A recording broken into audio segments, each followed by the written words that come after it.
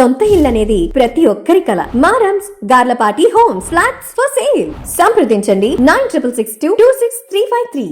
అన్న ఇక్కడ చూడండి, సోషల్ మీడియాలో అయితే అంబటి రాంబాబు గారి ఒకటి అయితే బాగా ట్రెండ్ అవుతుంది, ట్రోల్ అవుతుంది అనొచ్చు. పుష్ప2 ఆపడానికి కుట్రలు చేస్తున్నారు. ఎవరు చేస్తారు కుట్రలు? ట్రోల్ అవుతుంది అన్నావు కదా, ట్రోల్ ఇంకా బాప్ ఆయన. ఓకే, అర్థమైందా? ఎప్పుడైనా సరే ట్రోలింగ్ లో నేనే ముందుండాలి, జగన్మోహన్ రెడ్డి గారు అవినీతిలో ఎలా ముందుంటాడో, అక్రమాల్లో ఎలా ముందుంటాడో, ట్రోల్స్ లో నేనే ముందుండాలి అనే ఒక సంజన సుకన్యలు వెనకేసుకొచ్చేటువంటి వ్యక్తి అనమాట. సో ఆయన అప్సరసలు, మనం ఆయన తలదొచ్చకూడదు. ఓకేనా? పుష్ప ఆపడానికి కుట్రలు చేస్తున్నాయి. అసలు ఈయన ఏం మాట్లాడుతున్నారు కూడా విన్నాం ఒకసారి.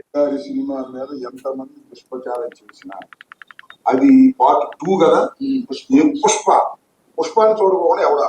సినిమా బాగుంటే ఎవరైనా చూస్తారు. అరచేతిని అడ్డు పెట్టి సూర్యకాంతిని ఆపలేరు. అదేవిధంగా ఇలాంటి ఎదవ పోకళ్ళు పోయి సినిమాని ఆపలేరు అని మరోసారి నిరూపించినటువంటి కార్యక్రమం వస్తుంది. డౌట్ ఏంటంటే అసలు ఇక్కడ ఎందుకు కావాలని రెచ్చగొడుతున్నట్టుంది ఈ వీడియో. ఎవరు ఆపడానికి ప్రయత్నించరు సినిమా ఎదగాలని. రాజకీయంగా ఆయన ఒక ఇరిగేషన్ శాఖ మంత్రిగానో, లేదంటే ఎమ్మెల్యే గానో, లేదంటే ఇంకొక దాని మీద ఇప్పుడు నిజంగా మాట్లాడింది లేదు. పాలసీ గురించి, ఆయన పోలవరం ప్రాజెక్టు గురించి ఒక్కసారి కూడా ప్రెస్ మీట్ పెట్టి మాట్లాడినటువంటి వ్యక్తులు వీళ్ళ మంత్రులు. అవును, పవన్ కళ్యాణ్ గారిని తిట్టడానికి ప్రెస్ మీట్ పెడతారు, సినిమాలు ఆపడానికి ప్రెస్ మీట్లు పెడతారు, లేదంటే మెగాస్టార్ ఫ్యామిలీ గురించి ప్రెస్ మీట్లు పెడతారు.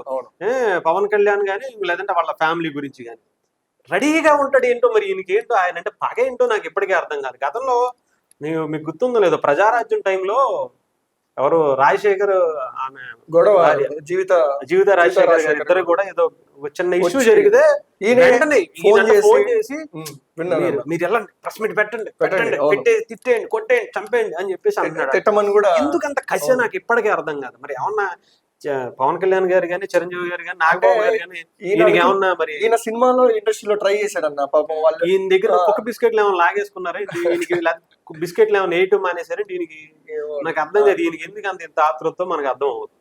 ఈయన పుష్ప ఇప్పుడు దీని గురించి మాట్లాడదాం. ఓకే, ఇప్పటికే వాళ్ళిద్దరి మధ్య ఒక వివాదం నడుస్తుంది.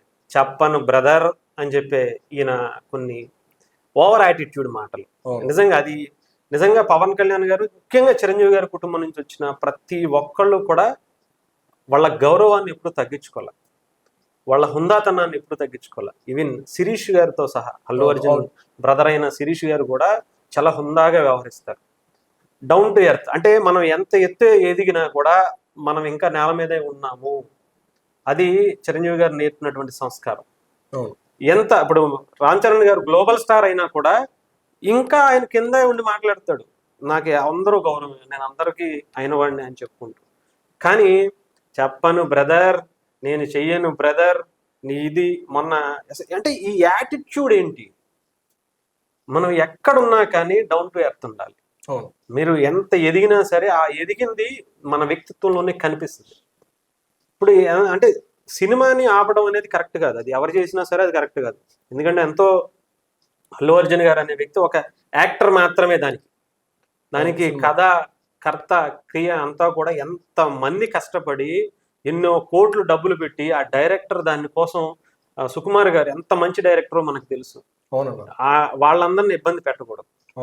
డెఫినెట్ గా సినిమా బాగుంటే సినిమా డెఫినెట్ గా బాగుంటుందని కోరుకుంటాను నేను కూడా. ఎందుకంటే సుకుమార్ గారి కోసం, అల్లు అర్జున్ గారి యాటిట్యూడ్ కోసం కాదు, నేను కూడా సినిమా చూడాలనుకుంటే సుకుమార్ గారి కోసం, సినిమా టెక్నీషియన్స్ కోసం చూస్తాను ఆ కథకి సంబంధించి. కానీ ఆయన యాటిట్యూడ్ కోసం ఒక వారం డిలేట్ చేసైనా సరే చూస్తానేమో నాకు తెలియదు. కానీ డెఫినెట్ గా ఆ యాటిట్యూడ్ అనేది తగ్గించుకోవాలి. తగ్గించుకోకపోతే ఆయన ఇబ్బంది పడతాడు. ఈ సినిమా హిట్ అవ్వచ్చేమో నెక్స్ట్ సినిమాకైనా. ఎందుకంటే చెప్తున్నా కదా, ఎక్కడ మెగా ఫ్యామిలీకి యాంటీగా ఉంటారో వాళ్ళందరి దగ్గరికి వెళ్ళి భుజం పులిమేసుకుంటాడు ఈయన. నాది, మీరు, నా వాడు, ఆయన వాడు అవతలు తనేసినా సరే ఈయన వెళ్ళి కాళ్ళు పట్టుకుని అయినా సరే తెచ్చేసుకుంటాడు వాళ్ళ దగ్గరికి వెళ్ళి. సో ఇలాంటి వ్యక్తి. ఇదే మాటలు నీకు గతంలో గుర్తొచ్చేయలేదు. ఎవ్వడు ఆపలేడు, ఎవ్వడు ఏమొచ్చినా సరే, ఏదొచ్చినా సరే మా అన్నే గెలిచేది, జగన్ అన్నే గెలిచేది, మొత్తం 151 కాదు ఈసారి 175కు 75 అని చెప్పాడు. గుర్తుందా? ఈయన ఈ పెద్ద మనిషి. సేమ్ అదే మాటలు గుర్తు వస్తున్నాయి నాకు. ఎవడో ఆపలేడు పుష్ప2 సినిమాని, ఎవరు ఆపలేడు. అప్పుడు జగన్ అన్నని ఎవరో ఆపలేడు ఈ రెండు సింక్ అవుతున్నాయి. వెనక ఈ మాటలు, ఈ అహంకారపు చేష్టలు, వీళ్ళు ఇష్టం వచ్చినట్టు మాట్లాడడం జగన్మోహన్ రెడ్డి గారి వ్యక్తిత్వానికే కాదు, ఆ పార్టీకి కూడా మచ్చ తెచ్చాయి. జగన్మోహన్ రెడ్డి గారి మెప్పు కోసం ఆయన మాట్లాడమంటే ఇలా మాట్లాడకూడదుగా. అవునన్నా. అంతేగా, ఒక సంస్కారం అనేది మెయింటైన్ చేయాలిగా. సమాజంలో బ్రతుకుతున్నారుగా. వాళ్ళ అల్లుడు వచ్చి బయటకు వచ్చి ఇష్టం వచ్చి తిట్లు తిట్టాడు ఆయన. అవునన్నా. అవును. ఎందుకు వచ్చింది? ఎవరికి అంటే రాజకీయాల్లో ఒక హుందాగా ప్రవర్తించేది. ఎందుకంటే ఈయనకే లేదు, ఆయనకే లేదు, వాళ్ళ నాయకుడికి జగన్మోహన్ రెడ్డి గారికి. తల్లిని చెల్లిని పక్క దోసేసిన వాళ్ళు వీళ్ళని ఎవరిని పట్టించుకుంటారా? వీళ్ళు ఏదో వీళ్ళ తిప్పలు వీళ్ళ పడుతున్నారు.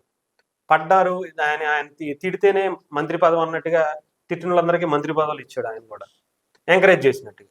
వీళ్ళు ఇంకా అదే పందని ఆపట్ల ఇంకా కంటిన్యూ చేస్తున్నారు. వీళ్ళ రాజకీయ భవిష్యత్తు ఇప్పటికే నాశనం అయిపోయిందని తెలుసుకోవట్లా, ఇంకా భ్రమలో ఉండిపోయారు. ఇప్పుడు జగన్మోహన్ రెడ్డి గారు ఈ దెబ్బకి ఇంకో పార్టీ కూడా తీసుకుంటారు. టీడీపీ తీసుకుంటుందా, జనసేన తీసుకుంటుందా, బీజేపీ తీసుకుంటుందా? తన్ని అవతల దోసేస్తారు. అసలు గేట్ల దగ్గర కూడా రానివారు ఎవరైనా. ప్రజాశాంతి పార్టీ అంతే. అబ్బో, కేఏపల్లి గారు వెళ్తారంటవా? ఓకే, ఇంకా ఆయన ఒక్కడ ఉన్నాడు. కరెక్ట్, సరైన క్యాండిడేట్. సో ఈయన మరి ఆ కోవకు చెందిన వ్యక్తే కాబట్టి సింక్ అవుతుంది. అంటే మర్చిపోయాను బ్రో, కేఏపల్లి గారు నిజంగా ఆయన చాలా మంచి వ్యక్తి. ఇలాంటి వ్యక్తి కాదు నిజంగా. ఆయన స్థాయి వేరు. ఆయన చాలా మంది పిచ్చోడిగా చేశారు కానీ, పిచ్చోడిలాగా ఆయన అలాగా క్రియేట్ చేశారు కానీ, ఆయన నిజంగా ఒక వండర్ఫుల్ హ్యూమన్ బీయింగ్. నిజంగా ఆయన్ని కావాలని అలా డిగ్రేడ్ చేశారు కానీ ఆయన స్థాయి అక్కడ బ్రో. ఇంక్లూడింగ్ మనం చూసుకుంటే అన్న, ఇప్పుడు వైఎస్ఆర్సీపీ జెండా చూసినట్టయితే అది కేఏపాల్ గారి జెండా, పార్టీ జెండా. ఫస్ట్ ముందు కాపీరైట్ తీసుకుంది కేఏపాల్ గారే. వీళ్ళు తరువాత వైసీపీ జెండా తీసుకొని మాదని. ఏదేమైనా అవును, ఏదేమైనా పుష్పరాజుని వెనకేసుకొస్తున్న ఈయన గతంలో ఈయన మోసిన జగన్మోహన్ రెడ్డి గారిని ఏమి చేయలేకపోయాడు. ఇంకా పుష్పరాజుని ఏం చేస్తాడు అడిగిన ముందు? మీరు లేపండి, మీరు లెగితే మీరు ఏం చేయాలో జాకీలు పెట్టుకుని ఇప్పుడు ఆ 1750 కోట్లు ఎక్కడ పోయినాయి, యుఎస్ లో కేసు ఏమైపోయింది, లేదంటే ఇంకొకటి ఏ మీదకి వస్తాయని మీరు కంగారు పడుతున్నారు. ఆయన ఏమో మాట్లాడితే బెంగళూరు వెళ్ళి కూర్చుంటాడు. మీరు ఇక్కడికి వచ్చి ఎన్ని ప్రెస్ మీట్లు పెట్టుకున్న ఉపయోగం ఉంది? ఇదేదో అప్పుడు కనుక పెట్టుకుని ఉంటే, ఇదిగో మేము ఈ ప్రాజెక్ట్ ఇంతవరకు కట్టాం, ఇది 1000 కోట్లు ఖర్చు పెట్టాం, ఇది లేపాం, ఇది దింపాం, ఇది పడుకోబెట్టాం అని చెప్తే బాగుండేది. పోలవరం ప్రాజెక్టు నాకే అర్థం కాల, అయిపోయి ఓడిపోయింది. అర్థం కాని విషయాలు దాంట్లో ఉన్నాయి. ఏమొచ్చిందో కానీ ఇలాంటి వాళ్ళు మనకి మంత్రులుగా ఉండటం, ఆంధ్రప్రదేశ్ ప్రజల వీళ్ళని గెలిపించడం, గతంలో చాలా అద్భుతాలు చూసాం. అద్భుతమైనటువంటి